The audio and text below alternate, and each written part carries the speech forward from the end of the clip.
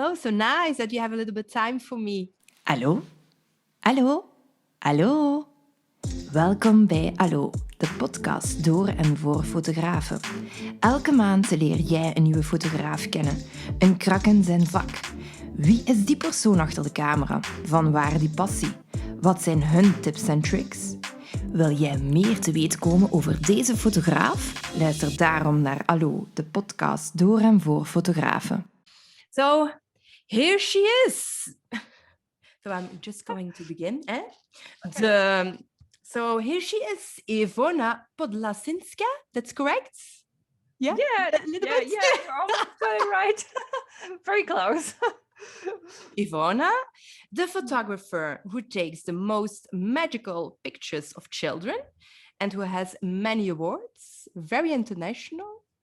And she is doing also a lot of workshops. So here she is, people. Woohoo! Iwona! Hi. Hello. So nice. Thank you so much for having me here. I'm very happy to be talking to you. And yeah, I'm honored, of course. Oh, thank you. Yes, I love And how are you now? You are now, at this point, you are in Poland? Yes, I'm at home in Poland. Yeah. Of course, it's COVID, and we're all on the lockdown. We just ended another lockdown like a few days ago, I think. Oh. I mean, I not ended it completely, but some it's been some losing up because some shops are open right now. That's been closed for a couple of weeks, and the kids were at home, and my kids are still at home. Yay. And they will be. And how old are they now? My kids are 7 and 9, or almost 7.5 and 9 years old. And so two boys or boys? Two boys, yes. And so this is the first and second grade in Poland. Okay, it's little bit different then. Yeah, no, I think it is. Yeah, I always try to when I travel to different countries, I always ask about how the schooling system works, and it turns out that it's different ages for kids to go to school. And so it's like in Poland it's 7 years old, it's the first grade. Before that it's preschool and so on. Yeah, but it's okay. So every country have his thing, so that's good. So you are a big photographer, a lot of children, no? No, it's always when someone calls you big. You are a big photographer. It's like, oh, okay. What is that doing to you? Because you have a big name, no? You are international, so it's what is that doing to you? It's like not much. I think I'm always surprised when people say you have a big name. I was like, no, just take photos of kids, and I like teaching. It's so beautiful. Thank you. I'm glad you liked them. So it's it started. I think it started in 2014. I started with my own kids, and then it kind of went from taking photos of my own kids straight to giving workshops. Without that, because people think that I was a photographer full time or something, and then I started giving workshops while I was actually working in as an architect. Taking photos of my kids, and then while being an architect, I started giving workshops, and then I stopped doing architecture because I had so many workshops and so much time spending on traveling and so on. So I had to stop, quit one of my jobs. Oh my god! And then I kind of kept working on something that I could call my style, which I don't know where was that moment where I could say that I had a style, or if it is right now or not. So it's really weird because you can't really place yourself in a spot in life. It's things are as they are, and it's great. I don't know where I'm going, or You are just going Like, with the flow. yeah, kind of like going with the flow. It's right now it's going well, so I could just be happy with what's going on right now. I know it's easy to say if things are going well. Yeah. If things are not going well, you kind of think like you're not happy with how it's going. Mm-hmm. But even though the COVID, it's still it was kind of weird because I couldn't travel. I was Yeah. traveling a lot. And then at first I was angry because I had many workshops planned and I had to cancel. But then, I don't know if anybody out there listening to us has that feeling that once they locked us down, other things in life kind Sure. of came, Mm-hmm. and like spending more time with your kids and family, spending more time at home. I started gardening, got a dog. So like all the other stuff I couldn't do when I That's was true. traveling. Yeah. But that was also my next question, because what you say is and for me is it's also true. It's like, okay, the first thing you are angry because it was like, and you have a lot of things on your agenda, and it was like, oh my god, no, everything is cancelled.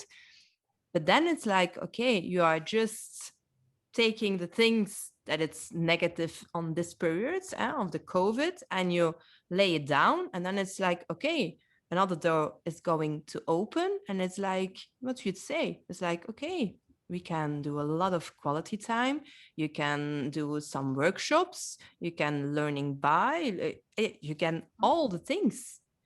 And Yeah, um, like because now you are also doing ebooks and things that persons are going to the see. online stuff.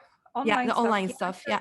I started working on my website, so I kind of redesigned my website, of course, with a Hmm. company that helped me with this. I'm not a person that Yeah.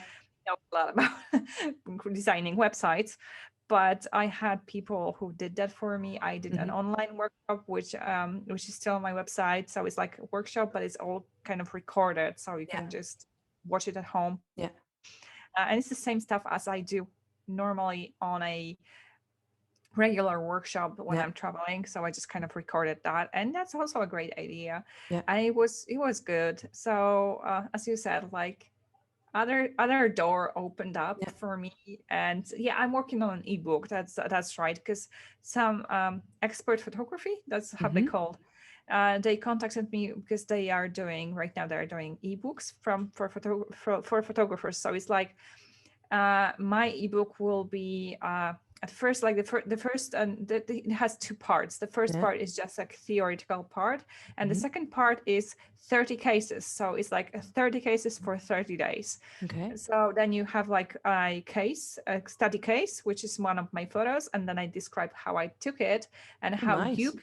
can repeat, and then I show you the different variations of the concept and details on how it was created and how it was edited and so on.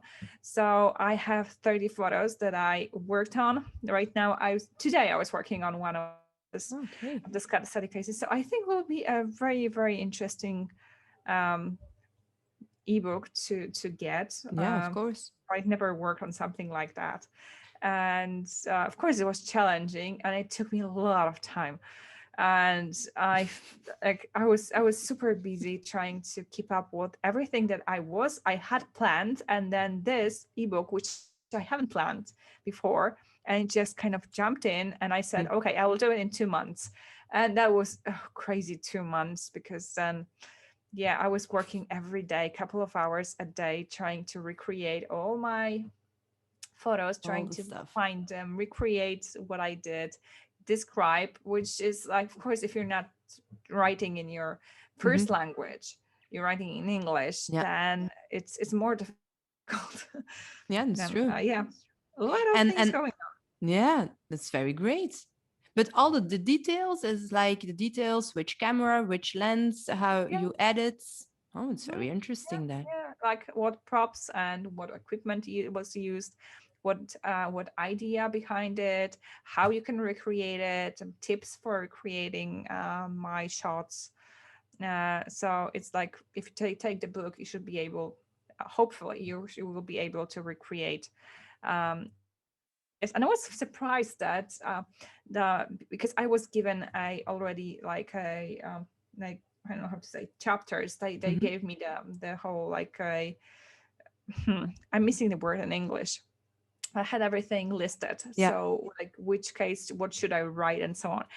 And they took those 30 cases, and it turned out that actually I thought I was taking photos, like random photos here, like this photo, and then they showed me that I was actually following a certain themes. So I had a theme like for example a window taken from indoors, so like a window framed moment. Yeah. And then I had a lot of photos like this, and then I had a like window light photo, and then I had like so on. And so those were kind of like ideas which I kept recreating and recreating throughout the time, changing something, but it had the same kind of like a major which I wasn't aware of that. So seriously, I was just kind of like, because I wasn't very much kind of thinking that through. It just kind of like things like ideas for photos just come to me as I go.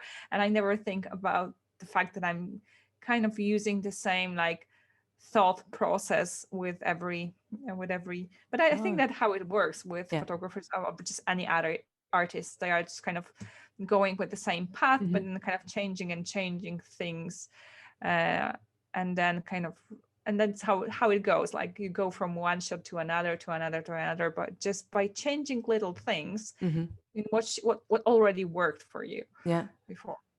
So nice. And what's the launch date for your ebook? They said it was something. So they said, because I have my deadline for my part of work, and then they will be doing all the graphical stuff, and then they will be launching it. And they said they will be somewhere around July. Okay.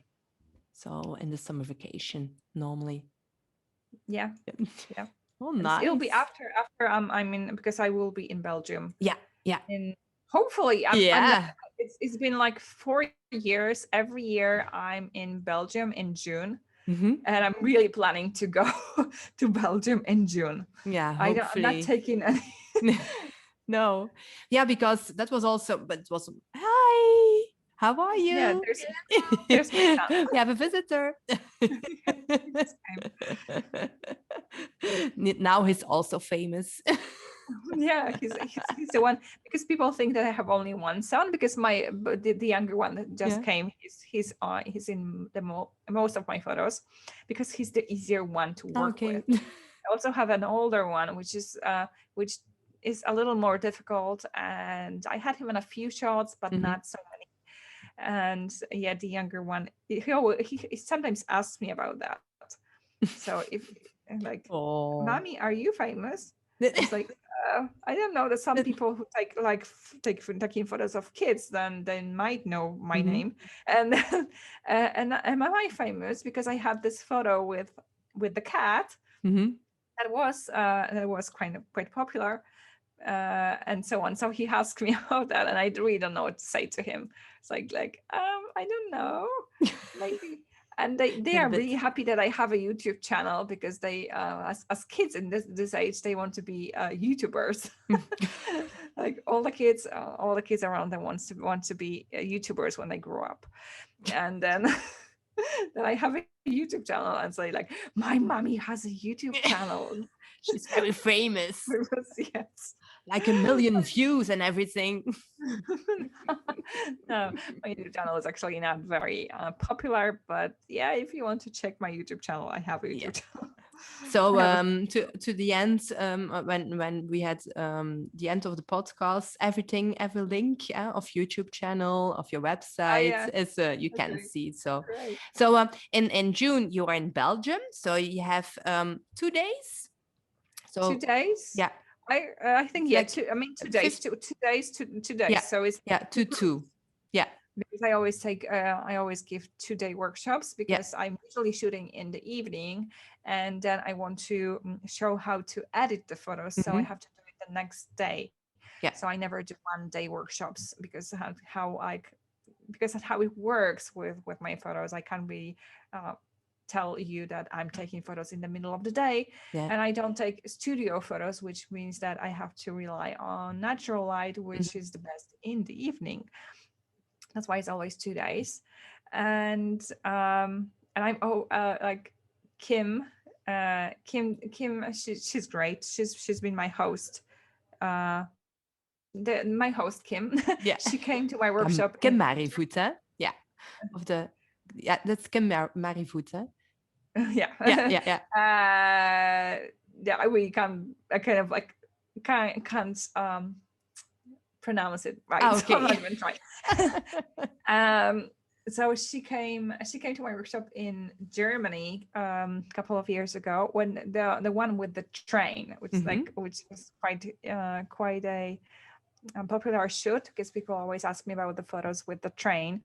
There was a workshop where Kim was a participant, and then she invited me to Belgium, and ever since then I've been visiting Belgium every time in June, and I always loved it because then people were super nice. Every time I had great time, and every time we had great photos. So I'm planning to coming to Belgium. So normally, you are coming. So yeah, I'm but coming, you are having just a few places left for your, I think it's 15, 16 June and 17 and 18th of June. And there's a few places left. So also for the featured participants, when they are subscribing for the workshop, there is a little discount. So also to the end of the podcast, you also looking for the discount code on the feeds. So that's also like a discount of €50, I think, when you are subscribing the workshop. So that's very, very nice. Yay. So yeah. I'm also a participant of the 17th and 18th of June, so I'm very, very excited. Woohoo! So, and just because you are just something else, you are just having your workshops in 2014. You started with the workshops, but when is your okay, sorry. In 2014, and then 2016 I started giving workshops, and then I think 2017, 18, no, so it's 18, 19, 20 was the workshops in Belgium. Okay. Okay. But when is your passion for photography started? Because before you are an architect, you are still an architect, but I'm kind of like still an architect because I still belong to like a society. Okay. They have to kind of like pay to remain the part of the society, and then I'm still at. And well, as I said, like I started taking photos of my kids in 2014 because at the beginning or at the end of 2013, because my younger son, the one who just came like a couple of minutes ago, he was born in September 2013, and I remember that I started I got into photography a little more when he was little. Before that, I had a camera, and I remember that I was taking photos of my older son before the younger one was born, but I was a little I wasn't planning the sessions, nor I did not know how to control my camera. So it was a hit and miss situation. And then when my younger, I guess I kind of like was prepared for a little more difficult child, and he was very easy when he was born. And still I had a newborn, and I had a 1.5-year-old child, because it's only 18 months age difference between my kids. And but I still kind of could find some time to read some books and watch some tutorials and so on, and I really got into it. It's not like only watching tutorials and so on. It's mostly about kind of setting your mind only on taking photos. I had like 90% of my brain was filled with taking photos, and the 10% were just for kind of like maintaining stuff, like having the kids fed and clean. Okay. Having the house clean just a little bit. But I was like, most of the time I was thinking about taking photos.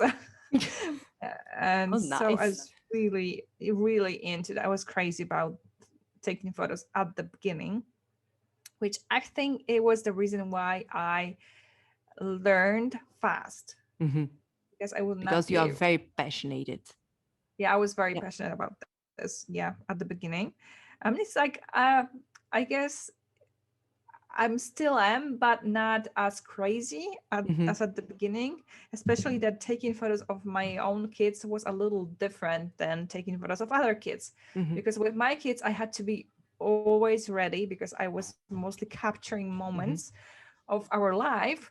Right now I'm mostly doing sessions, so we just kind of like doing stuff, doing other stuff, and then I have a session and you take photos Mhm. during that session, which is like 3 hours, and then you keep go back to doing your other stuff. Mhm. Whilst with my own kids, I was constantly kind of like trying to watch them and watch if that was a good moment to take a Mhm. photo, which was very, in the end it was very exhausting. But Yeah. it really paid off with me like learning. I remember that I took thousands and thousands of photos, which were really bad. I Mhm. mean, like really bad, like kind of like nothing special. I did not delete them, of course, because those were photos of my own kids. It's very difficult to delete your photos of your own kids. But that's how I think that's how I learned, Mhm. by experimenting. And people usually ask me if I took any courses or Yeah. if I took any workshops. I didn't. I was just taking photos of my kids and kind of editing where they were asleep. Yeah, but it's also very difficult when you are, because the most of the time now, like of the few years that you have, you had a lot of workshops that you did. So when you in the past didn't have any workshop but participated, how did you prepare Yeah. your So I had workshops? to figure out how to run a workshop. And first the workshop, I just had to figure it out. Okay. And So it was I not did. not a person that said, okay, that's the workflow, that's the scripts, and then you no, just No, go with the because flow again. yeah, they just told me that you have to come and you will have a studio, and then we'll go to have a shooting, and then you will just show you how and show us how you edit the photos. And it's like, okay, right. And then I started and then so I had to do a reverse Mhm. kind of job, because I was taking photos without kind of thinking how I do that. I was just kind of like, I could see a nice moment, I would just take photo. Yeah. And then I had to explain to the people how I did that, which I had to, take it everything reverse. Yeah. And that actually helped me to learn a little more, because I had to analyze what I already did. And it took me years to analyze like everything that I do, Oh my and then God. turn it into a like a material, Mhm. like I had to say, like a presentation, a material which I can actually explain, which allows me to explain to people, so that they understand. And also because I did many workshops, then I could then learn myself what things worked and what which didn't. So for example, I had something, I was talking about something which did not work in a session. Mhm. So then I kind of took that off my Okay. presentation, but I could see that people did not understand something else, so I had to put it in. So then I think right now I'm pretty good prepared for for the workshops For all the and questions. for the questions, um, and to explain what I do and how I do this.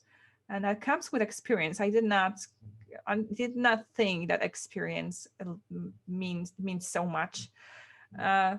but then I think it right now. I think it does. I think it in anything you do, experience is good. Yeah, okay. It's very, yeah, it's very, very nice. But also the thing, because the editing of your pictures, so for one picture, how many time do Oh you yeah, it's have? always another question. How much time does it take you Yeah, to edit but the photo?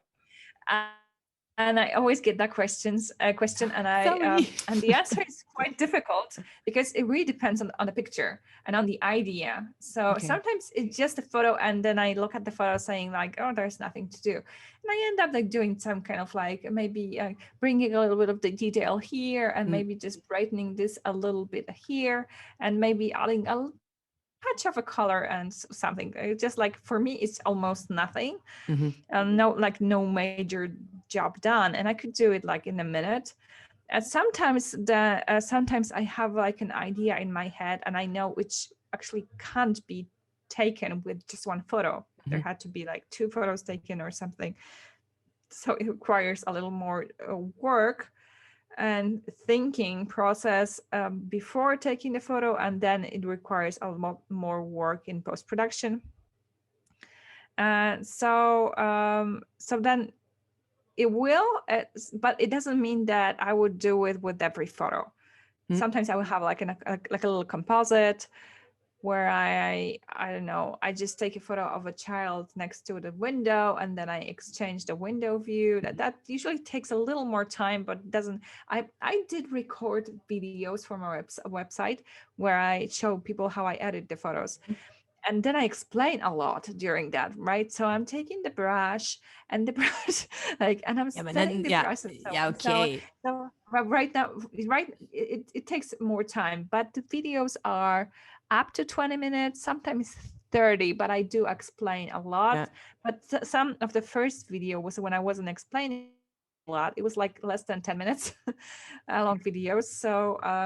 So there wasn't a lot of work done. On the other hand, when I'm recording the videos, I usually pick the photos where I did a little more work, because otherwise it would be just like, people ask me like, oh, could you record some of those sunset photos, right? The editing of those sunset photos. And I said like, but there's barely any editing done. So I feel really bad taking money from people for seeing how I do nothing. It's like, click, that it is. Yeah, okay, so this is my final photo. I just thank you, I sharpened it. See you next time. I do a little not very big changes into sunset photos. I do, I think, more work into like those cloudy day photos.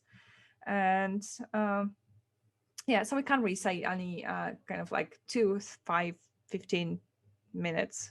It just really depends. No, then it's okay. I think the most time consuming part is that when you take photos of kids, it's you take a lot of photos. It's more I do sometimes take photos of older people, like older kids or like teenagers. And I don't really like it, honestly. It's something sometimes do because someone asked me or something someone paid. And I don't take that many photos because they just kind of like stay kind of freeze. and you don't really, and then you kind of like can pose and move them around. But with kids, they are so spontaneous and they just move around. And sometimes with younger kids, and I end up with like 800 photos. Then I have to go through all those 800 photos, pick the ones that I want to edit, reject the ones that I don't want to, and I think that takes the most time. Whilst the editing is just the end of the process.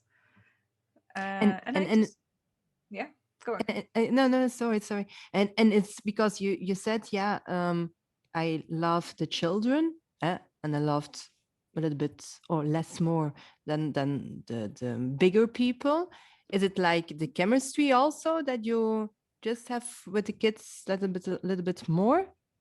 Yeah, I mean, there are a couple of things where I like kids. I like them because they don't pose. I can't pose them, and every shoot is a surprise. Even though even if I do the same stuff as I did before, when the kids come, and they always have their own ideas how to change everything around. Especially when you're going outside, there are a lot of surprises. They run, they do different stuff, and I'm kind of trying to capture the moment. Sometimes I just give them a toy, but I'm kind of posing them with a toy. I'm just expect them to take the toy and start playing with it. So I love it because it's full of surprise, and I don't really like posing people. I don't like people telling people what to do, of how to act, because I can always see in the photo that it was fake, it wasn't real. But with the kids, everything is real. You can't really have them really fake as in they are pure.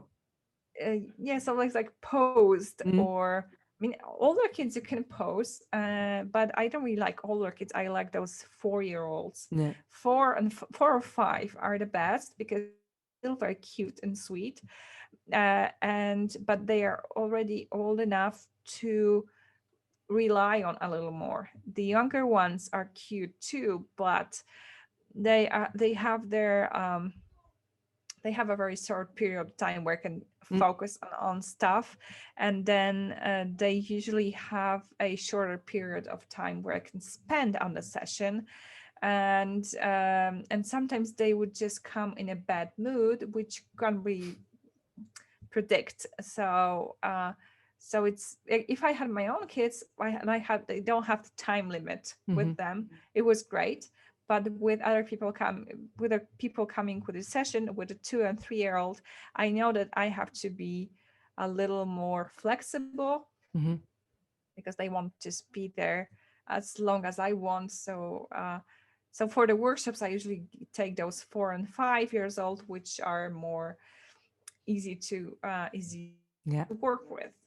And older kids tend to be some are still very natural, and they just kind of don't really care about the camera. They just do their own stuff. But some can be a little tense, and it's then it takes more time for them to relax and so on. So meditation moments in it. No, in kind of and like, out. They have to forget that there's someone with the camera. When they have other kids around them, when they really like the place where or this kind of like really when you give them a task, like you should walking from left pick to flowers. right. Like I like to pick flowers, water with the flowers in the can, or fish with a stick or something. When they like this activity that you just gave them, they will be natural. But sometimes it's just more difficult with the other kids.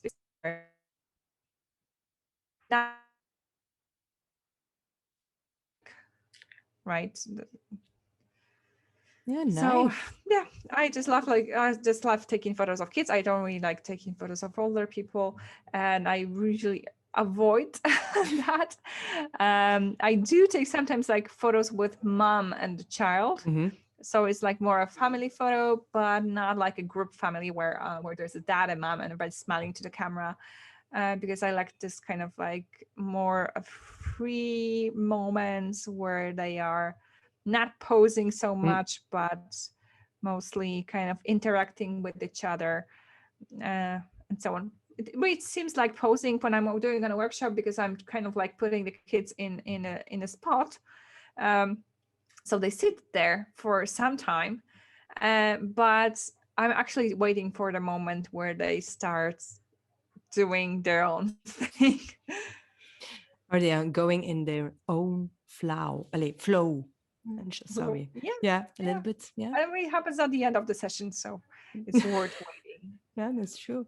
And why the thing of like magical pictures? Are you a Disney fan or something? Because it's like it's magical. It's something. Why the passion and the magic in your pictures? Because What are they doing? They are knocking on the window. Okay. My kids are walking. Someone is knocking on the window. I don't know. And I hear my Okay. dog barking. Okay. Just well, have to look. no, it's like they're just disturbing me. Okay. I don't know what's going on over there. So anyway, I had I don't know. It's not about, of course, definitely not about Disney. Although I do like animated movies, but more like Pixar movies, honestly. This is more my type of a look that they get with the light, how they render the light. So definitely more Pixar than Disney. I remember, I know I had something in my imagination. So there's something in the back of your mind where you when you kind of imagine things and you get can I say something a little, like just a little more? Jasiu, przestań przeszkadzać. Sorry. Is everything okay? To my son that he would stop disturbing.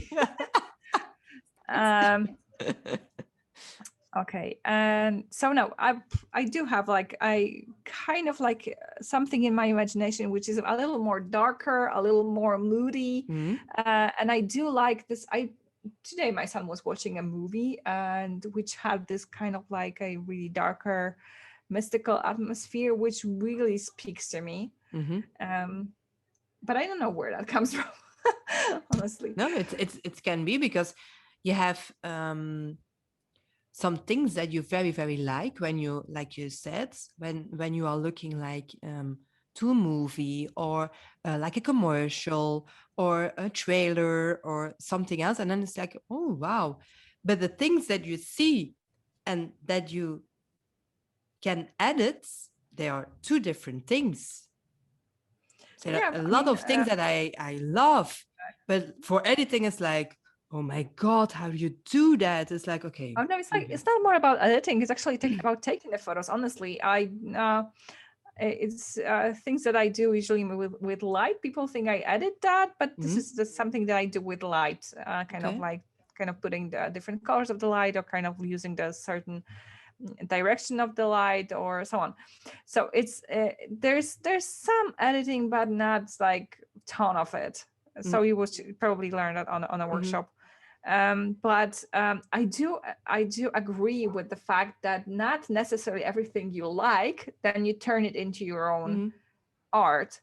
Because recently I looked at on Instagram and I found a photographer which was taking a special kind of like photos, kind of like highlighting people from the back with a kind of harsh light. And so I tried that on a session and I kind of did achieve it. And I looked at it and thinking like, right, this is exactly what I saw, but it's not mine. This is not this doesn't say, like, I look at it and I don't feel that it's not connecting with your soul. Yeah, it's not connecting with my soul. Yeah. Right. So then it just kind of, and there are some things which are really connecting with my soul, and I really feel that atmosphere, and I really like the photo, and I put it online, and people kind of like, and there are very little like I don't know reactions from my fans, and saying like, well, yeah, they didn't like it. And sometimes I put a photo which I thought it was just completely nothing, and there are tons of likes, which just shows that not necessarily what I like people like. And everybody's got their own I don't know, taste in stuff. And the nice thing about taking photos of kids is that it kind of reminds people of their own childhood. I often get those comments that, oh, I had the same haircut when I was a child. Oh, I remember playing like that when I was a child. So it really brings back memories, which is really nice because it speaks to them. Yeah, that's true. And that's wonderful. And I really enjoy those comments, and I really enjoy when people are saying that. Of course. So nice. And is there a specific camera that you use I use a Sony. Of a brand? you love Sony, or is it just Sony just give you one? I always had Sony, so Okay. I wouldn't say like people ask me, when did you switch to Sony? I never switched to Sony because I always had Sony. Mhm. I had even before Sony was popular. Before that, it wasn't, because it started getting popular when they started and came in with mirrorless cameras. Mhm. But before that, I had a DSLR from Sony, which was Mhm. a super not popular camera. And that was for me, like there was no place where like kind of a switch system or something. And I remember when I was started giving workshops, I was the only one having a Sony. And then right now, like I don't know, 50 A lot or of sometimes people even, having it. yeah, sometimes even like half of the group and more than half of the group are coming with the Sony. So and I'm using prime lenses. Mhm. And I love prime lenses. I never thought of buying a zoom, and I wouldn't even kind of like it because I really like because I take darker photos, which really means that I really need a wide opening of the iris, so I put a lot of light in Yeah. to keep the nice quality at the same time. And also because I like child depth of field, especially in the outdoor shots. In the indoor shots, it's not that important, but in the outdoor shot, when you're shooting kids and Mhm. they are sometimes surrounded by kind of shrubs or branches or grass, and then kind of like separating them from the background creates a really nice Mhm. effect. And outdoors, I like using 135, which is my favorite. It's not my favorite. I can't really say which ones is my favorite because I have a 50, Mhm. 85, and Mhm. 135. Mhm. So the 50 I always use indoors, and I did use it a couple of times outdoors. I was kind of forced to it, but I liked it in the end. It gave me a little bit of a different kind of like pushing. You know how you kind of sometimes you have to go outside your comfort zone. Mhm. When I never take the 50 outside, and I was kind of like, I did that because I had a student which who only had a 50. Mhm. So I thought like, okay, I'm going to go out to do a session with you outdoors with a 50mm lens. And I did that, which was difficult for me because it was like out of my comfort zone. But I did it, and I was happy with that I did that.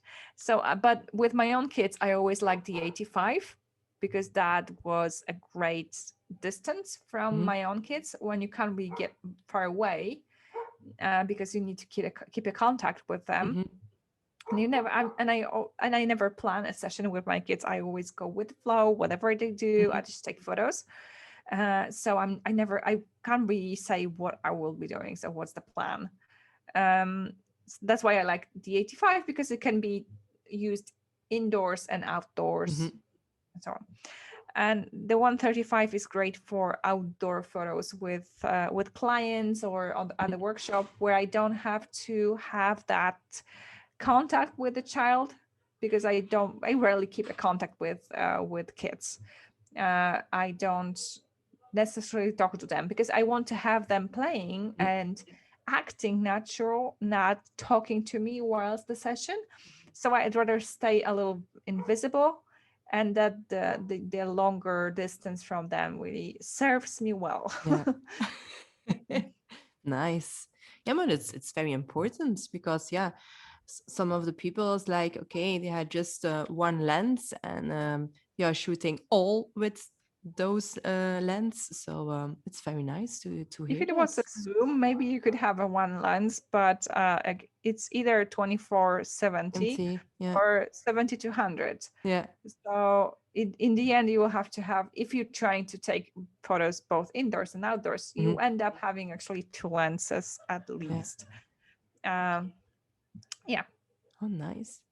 And you have a few anecdotes of session in your workshops, like funny Yeah, I did. anecdotes I do. I'm funny, like or no, crazy, or it's no. like, oh my god, anecdotes.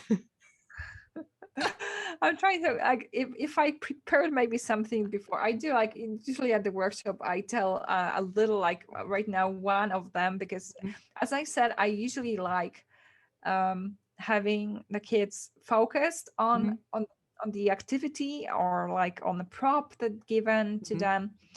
And so I don't really talk to them during the session. I try to explain that during the workshop. But I know there are some ladies, because like 90% of the people coming to the workshops are ladies. So some of the ladies are used to constantly talking to the children, which is something that I really hate. And I remember one session when we were in Ireland and we were on a hill, which was really pretty view, like, you know, all those like green hills in Ireland. And we went there. There were a couple of rocks. There was like an old castle on that hill, and we had a guitar. And there was a boy, and I asked the boy to take the guitar and sit on one of the rocks and kind of like play something. But he wasn't really happy with this. He said like, oh, I can't really play and so on. So we started explaining to him that you really don't have to play. You just have to kind of like pretend to play, or because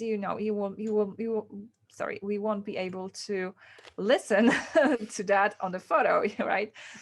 So he took the guitar and sat on the hill, and he started looking at the surrounding views. And I thought, oh my God, this is perfect, right?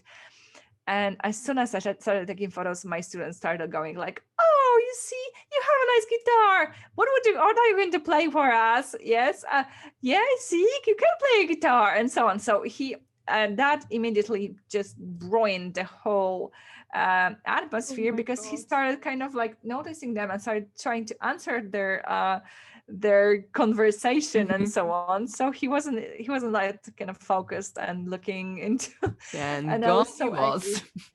Yeah, and then like, thank you for ruining the shoot for me.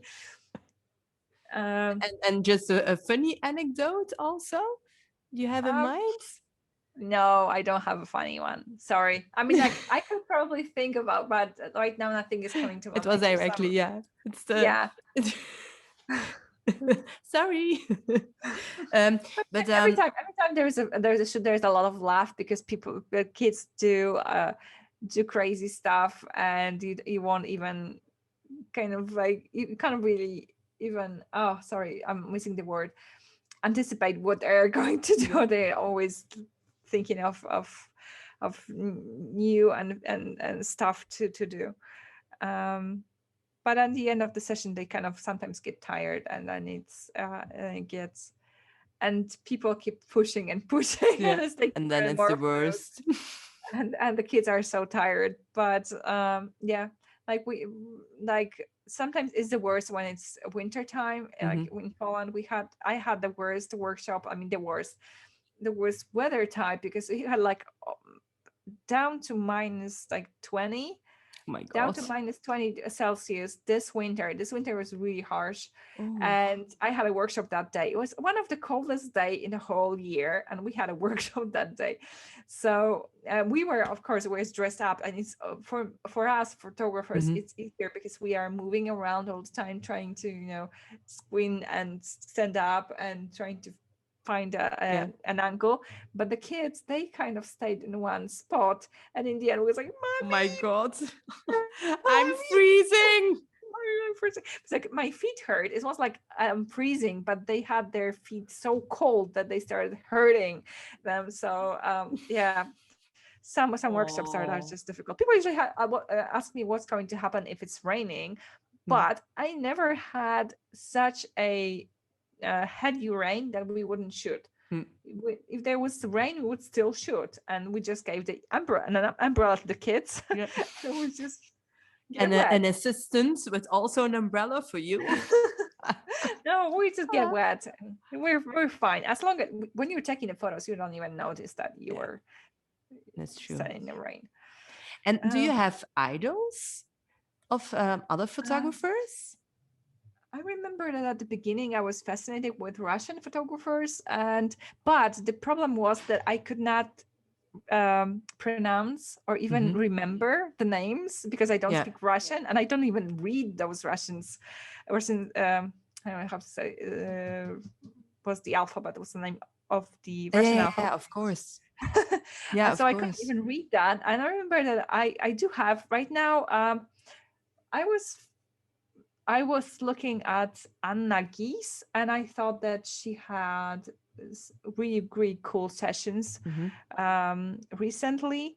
I do like a photographer, I think she's Japanese, and she's like Mina Bintu. Sorry, I'm just like, the problem is that I can't be, but I really like people who create composites, because I like the way they're thinking, right? I of course it's all fake, because sometimes, like, there are fish in the sky, and it's like not usually you're going to see fish in the sky, but I really like how they think, how their imagination works, and I really like just looking at this and kind of digging their brain a little for ideas.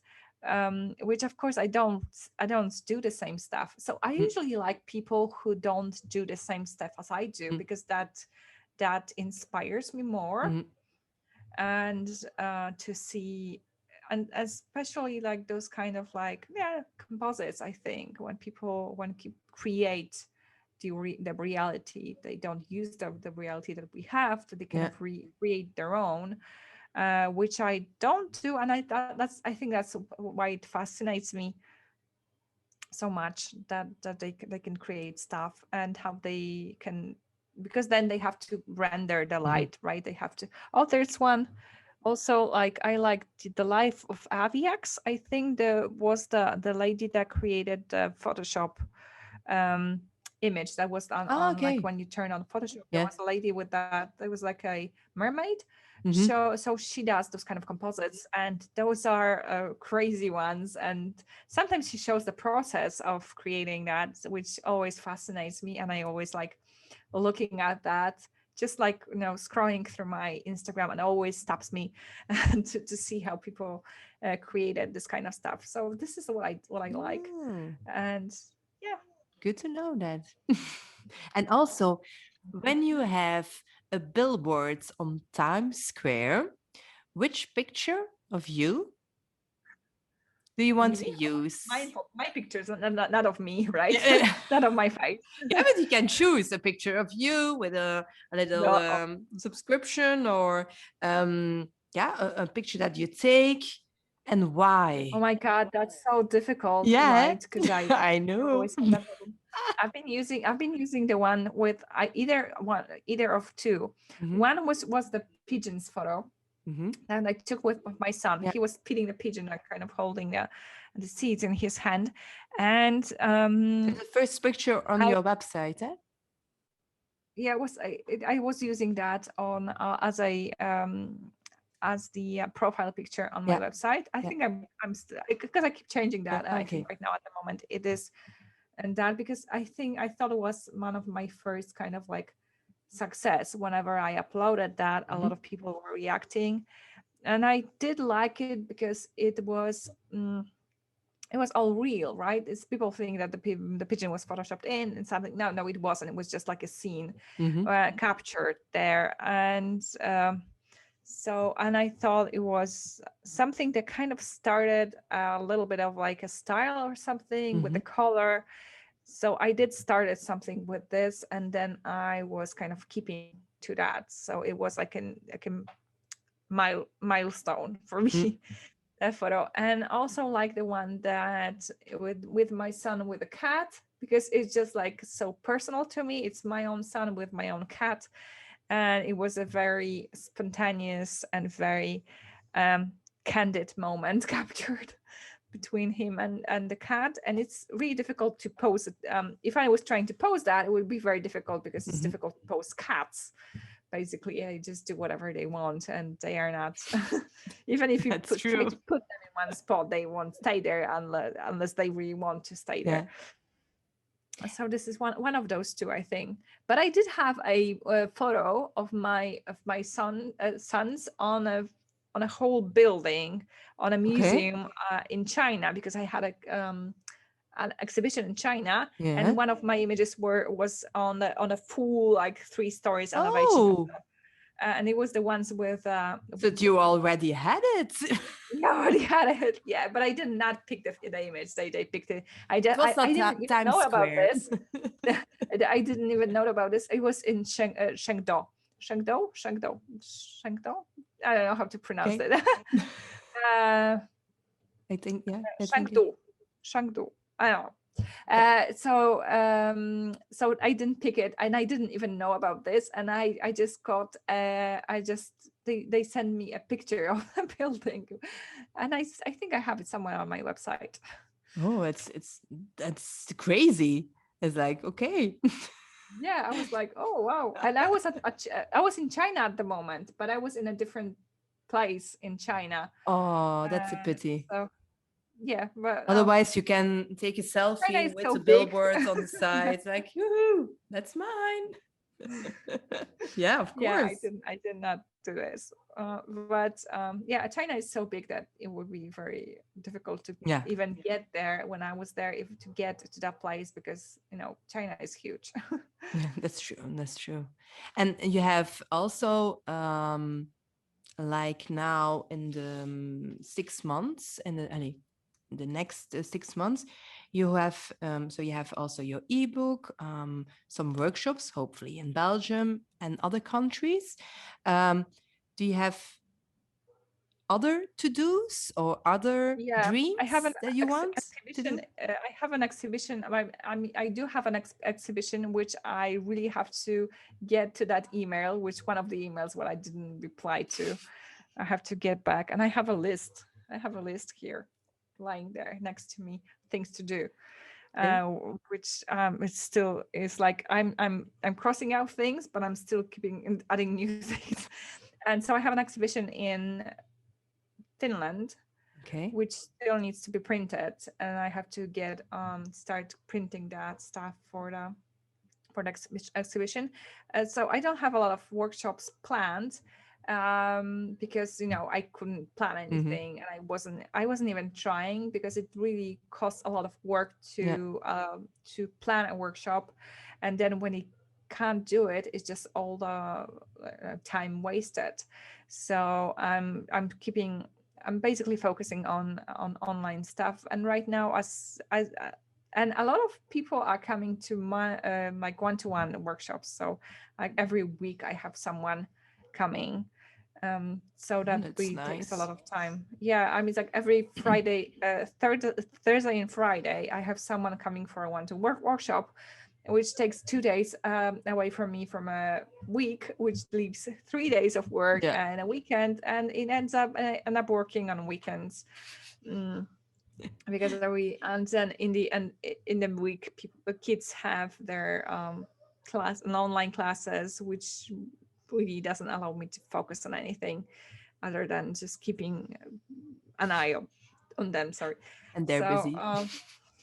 Yeah, that's just, when does it end? I'm looking forward to vacation, because there will be no homework to do in the evening. That's true. Oh, that's very nice.